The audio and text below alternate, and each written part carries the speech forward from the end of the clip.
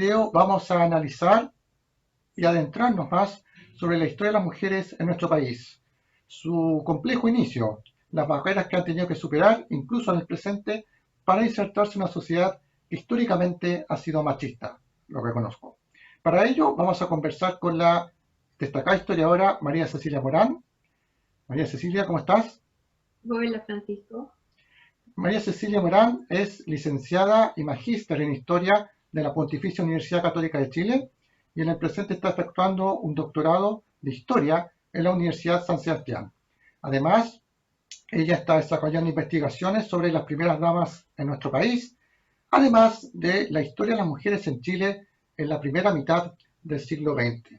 María Cecilia, siempre está la inquietud sobre cómo podemos dar un punto de partida sobre la historia de las mujeres en nuestro país.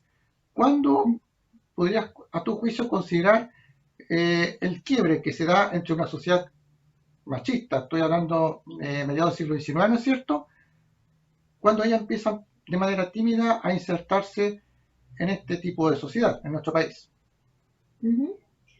Mira, yo te podría contar que hay que remitirse a fines del siglo XIX. Ahí nos encontramos con los primeros hitos muy pequeños, muy sucintos, pero a su vez también son los que marcan esta inserción de las mujeres en la sociedad. Podríamos, hay que remontarse al año 1877, cuando se dicta, ¿cierto?, el decreto Amunátegui, y desde ese momento en adelante, las mujeres, gracias a ese decreto, van a poder ingresar a la Universidad de Chile. Se abre la opción porque es la única universidad, ¿cierto?, que existe en ese momento. Ya después se van a crear, van a emerger las otras universidades, pero nos encontramos ahí con un punto que hay que recordar y hay que mencionar, porque nos encontramos con Eloísa Díaz, el nombre de Eloísa Díaz, que últimamente se han estado realizando varios trabajos sobre ella y se está dando a conocer, que fue la primera mujer en ingresar a la universidad, y ella ingresó nada menos que a la carrera de medicina. Le costó bastante hacerlo. María Cecilia, disculpa, ¿qué ¿Sí? motivó al ministro Amunátegui a efectuar este decreto? Tomando en cuenta que si bien estamos hablando de la era de los gobiernos liberales, que era contrario a los gobiernos conservadores, en el tema de género no había mayor diferencia entre liberales y conservadores. Entonces, ¿qué No. motivó a él, a tu juicio, a promulgar este decreto? Obviamente no fue iniciativa de él precisamente, pero me imagino que hubo alguna presión de por medio.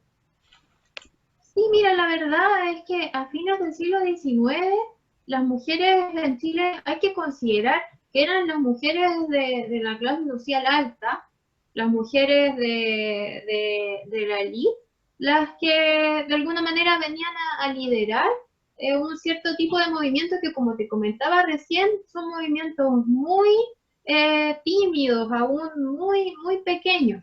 Entonces, estas mujeres, por ejemplo, tenían el primer diario, me refiero a periódico, el primer periódico de mujeres, se había inaugurado por esos años también, y en ese periódico estas mujeres de la élite empezaron tímidamente a expresar que ellas tenían las mismas capacidades que los hombres, que en ese tiempo la sociedad en general creía que las mujeres tenían capacidades netamente domésticas y de entregar valores a sus hijos y no mucho más allá que eso, que los hombres eran los que trabajaban, los que estudiaban. Pero ellas empezaron poco a poco a juntarse y a proponer que las mujeres debían entrar en igualdad de condiciones a la universidad.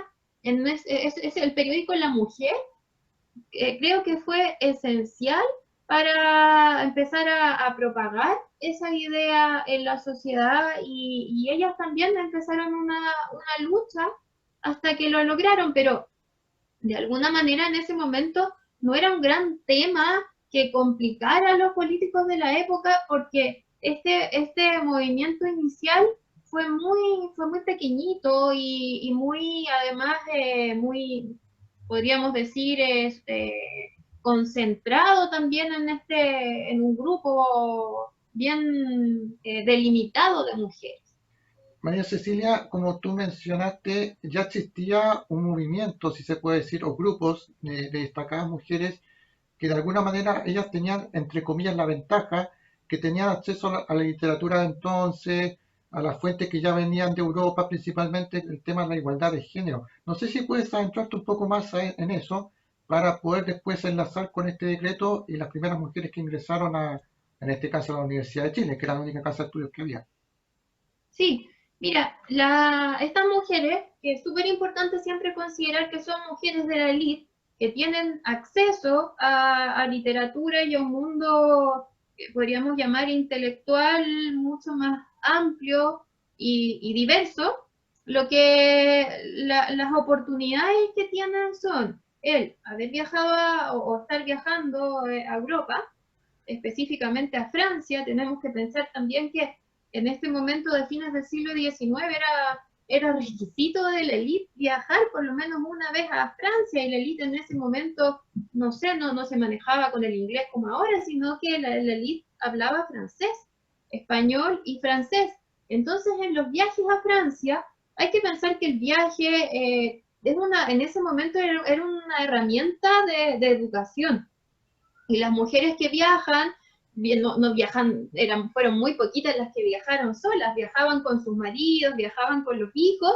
No obstante, el viaje siempre fue una herramienta para educarse, ver conocer Europa, conocer una cultura diferente, codearse también con gente que vive en Europa y que piensa también de una manera distinta a cómo se estaba pensando en Chile, y eso, sin lugar a dudas, que influenció a estas mujeres. Ahora, las que tenían acceso a literatura europea de ese momento eran ellas también. No obstante, igual las bibliotecas de los hogares en ese tiempo,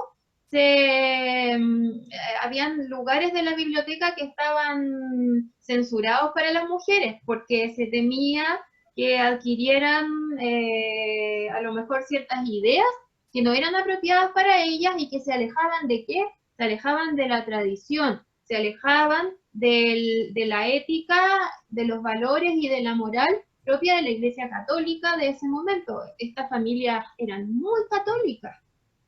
Hablamos de liberales o de conservadores, pero finalmente el núcleo era el catolicismo, el que normaba la sociedad y el que normaba las mujeres. Así que las que accedían a la literatura a lo mejor a un campo literario un poco más amplio, no eran muchas, pero a pesar de que no fueron muchas, fueron importantes para el comienzo de este movimiento. María Cecilia, ¿y quién fue o quiénes fueron las primeras mujeres en ingresar a la Universidad de Chile en este caso? Ya, yo te hablaba del caso de Eloísa Díaz.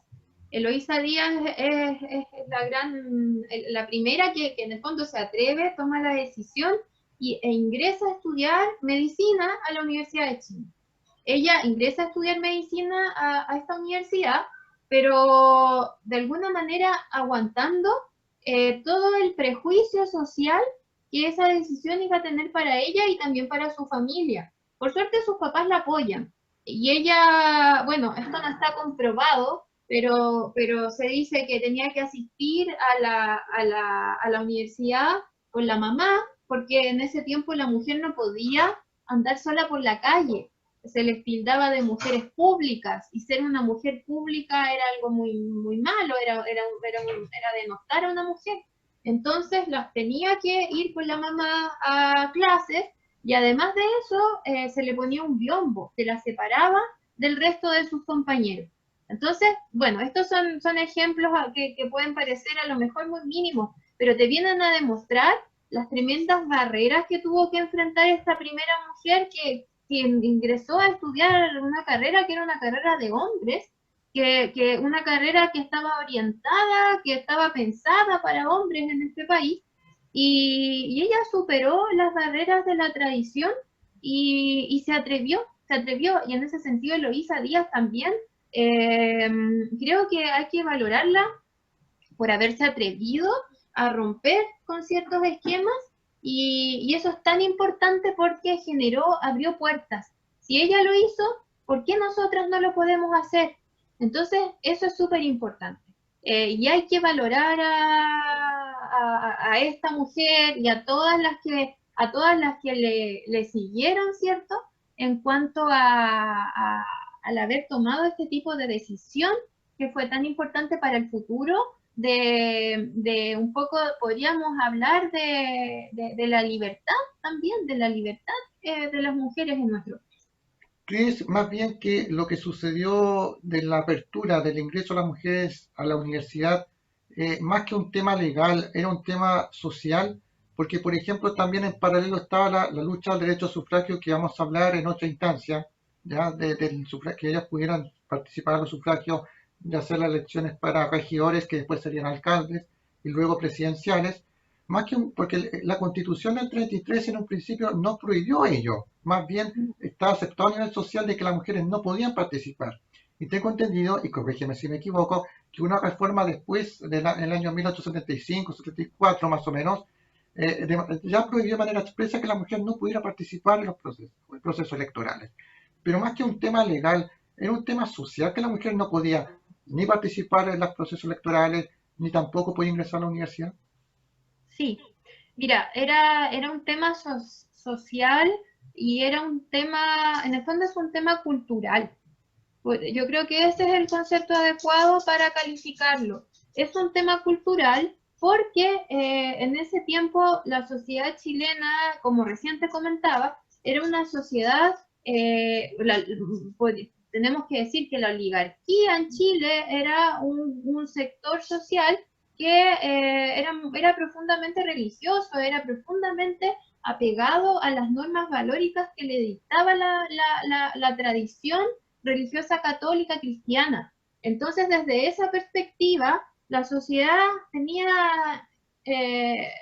concebía acá a la mujer y al hombre, diametralmente diferentes, y también se tenían que dedicar a hacer cosas diametralmente opuestas. El hombre era el que salía a trabajar, el que elegía a quienes gobernaban, el que tomaba las decisiones importantes que afectaban a toda la sociedad, y la mujer, el hombre era el hombre público. Por ahí se hace como esa división y ese contraste. El hombre público era muy bien visto, y la mujer pública era lo peor que le podía pasar a una mujer. Entonces yo creo que esa división te demuestra la idea que te estaba comentando recién. Ahora, los hombres, en este sentido, también ayudaron muchísimo a tratar de seguir impulsando a lo largo del siglo XX esta idea. Pero ya después, en los años 20, en los años 30 en Chile, nos vamos a encontrar con que va a surgir, también de la mano con que emergió una clase media importante, que las mujeres empezaron a ingresar a la universidad y a tener estudios ya, y a leer. A lo mejor podríamos a lo mejor hacer una metáfora, pero a leer lo que siempre se les censuró, y a luchar por sus derechos.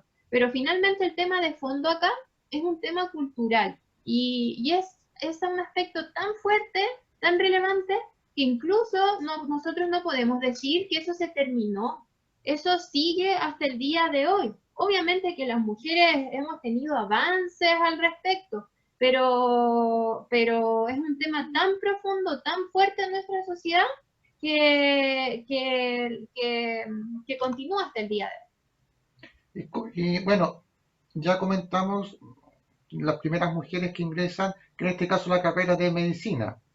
¿Quiénes siguen después en esta travesía?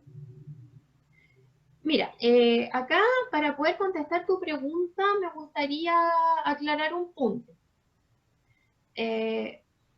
Primero que nada, a lo mejor me gustaría como conceptualizar lo que significa en la primera mitad del siglo XX ser profesional. porque a las mujeres profesionales en ese tiempo se les llamaba a todas las mujeres que se desempeñaban en profesiones liberales, ¿ya? Y de alguna manera se metían en el mismo conjunto, a las que habían obtenido una carrera universitaria, habían ingresado a la universidad, habían estudiado en la universidad, pero también a las mujeres que por distintos medios habían alcanzado algún tipo de preparación para desempeñarse, ya sea en actividades a lo mejor comerciales, en actividades agrícolas, artísticas, intelectuales, etcétera, etcétera. Entonces, cuando tú empiezas a hablar de las primeras profesionales, en ese tiempo se entendía por mujer profesional a la que en el fondo las mujeres que habían alcanzado un nivel de especialización, ya sea en la universidad o por otros medios, a un nivel de preparación que las validaran para poder desempeñarse en algún tipo de profesión. Ya. Bueno, entonces, Francisco, a mí me gustaría, después de haber aclarado este punto conceptual, que para los historiadores hoy en día es muy importante también siempre partir de la historia conceptual para que el receptor sepa de lo que estamos hablando, me gustaría comenzar con el año 1907. En el año 1907, en Chile, teníamos un universo de 1.625.000 y algo de mujeres.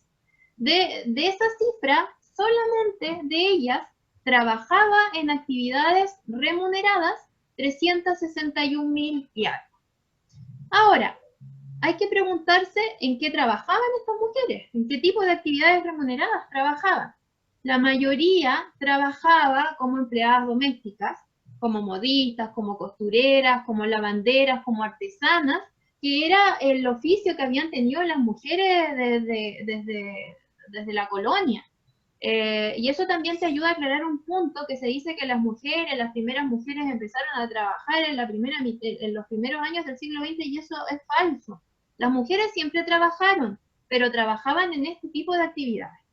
Ahora, ¿qué pasó en 1907? El censo, ¿qué es lo que informaba? Informaba que habían aún, acuérdate, hablamos recién del año 1877, decreto Munátegui. No obstante, en el año 1907 eran súper poquitas los profesionales que en Chile existían.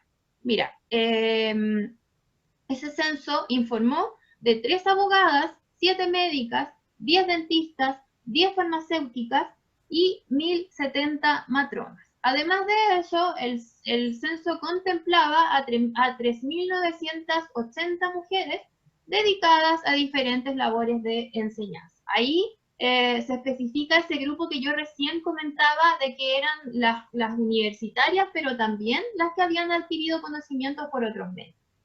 Un dato importante es que en el año 1906, en Chile, se titularon las primeras enfermeras de la Universidad de Chile.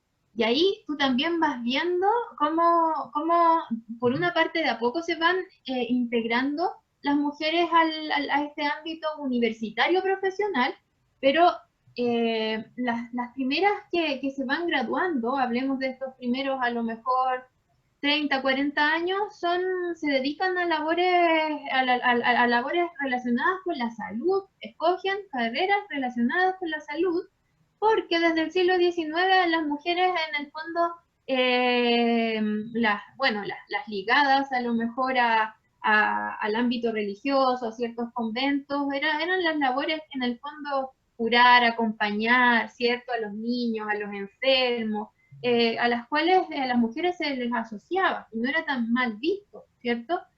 Pero por otra parte también está el tema de que pese a este avance, a que la ley ya las reconocía para poder estudiar, no eran muchas las que estudiaban. Y otra cosa que me gustaría detenerme, y creo que esto ya es lo último para ir cerrando, sí, es que te comenté que eran 1.070 matronas, un número que es muy superior al resto de las profesiones.